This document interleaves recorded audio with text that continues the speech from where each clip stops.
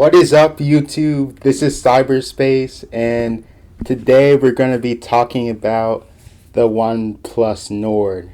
So, OnePlus has been teasing this new phone called the OnePlus Nord, which is supposed to be their budget phone. Now, in the beginning of the company, OnePlus was always a budget mid-range branded phone company that was delivering flagship features for a low price. And they haven't had a phone that was cheap since the OnePlus One, which was $299 a while back. With these new budget phones, it's interesting to see what flagship features can these brands put in the smartphone for the least amount of money. And today I'm going to tell you guys what features that the OnePlus Nord could be packing. So one of the biggest rumors is that it's going to feature 32 megapixel and an 8 megapixel front-facing camera. Now, personally, I'm not one who takes a lot of selfies, so I mean, if you want to see your nose hair or see how bad you look, it's a perfect setup for those kind of people who always are taking selfies. Now, personally, hopefully it doesn't take away from other features such as the front-facing camera, for example. Now, speaking of the front-facing camera, most rumors have been it will have a three front-facing camera setup, and OnePlus also dropped a video explaining the production process of the OnePlus Nord, and in the test dummy, it seemed to have three front-facing cameras as well, so we'll probably see that in this new phone. Now, what else is running it? It's rumored to be 6 gigs of RAM, a 6.4 AMOLED screen, that's 2400 by 1080p, which is good for 402 pixels per inch. We're also going to see a Snapdragon 6765G. So that means the phone's going to be 5G compatible. So this is good for a bit of longevity. So as they add these 5G towers across the country, your phone speed will be upgraded, which is awesome.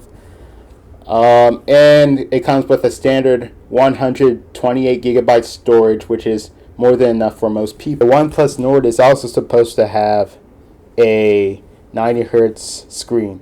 Also, there's going to be a under-screen fingerprint reader, and I hope it can be improved because from what I've seen, most of them, especially in these mid-tier phones, seem to be laggy compared to the flagship devices. So now the question is, how much will this cost?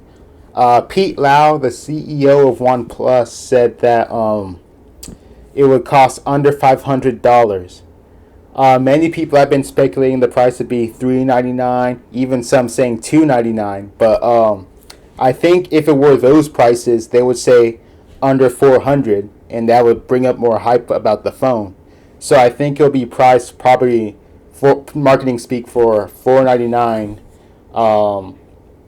and that'll be the price of the phone.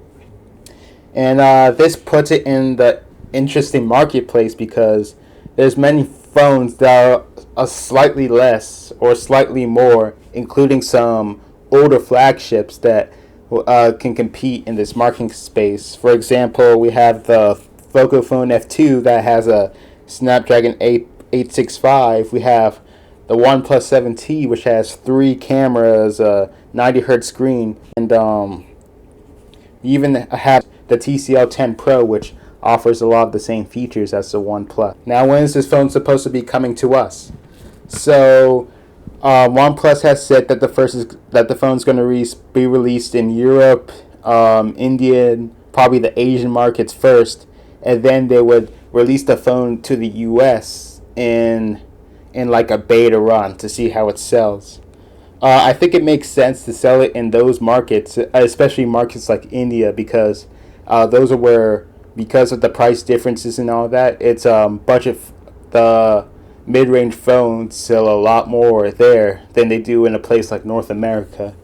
So I think it's a good move from OnePlus there. And the phone is supposed to be fully announced on July 21st. And hopefully They'll start putting out pre-orders for the U.S. market soon, and I'll order the phone and do a review on it. It'll probably be one of my first reviews on this channel. So in all, I'm pretty excited about the OnePlus Nord, and it'll be interesting to see how it stacks up against the other phones in the budget market. And it'll be cool to see how it sells as well. So I'm done here. I hope you enjoy this video. Please stab that subscribe button, thumbs up the video, and that's it for me. Thank you for watching.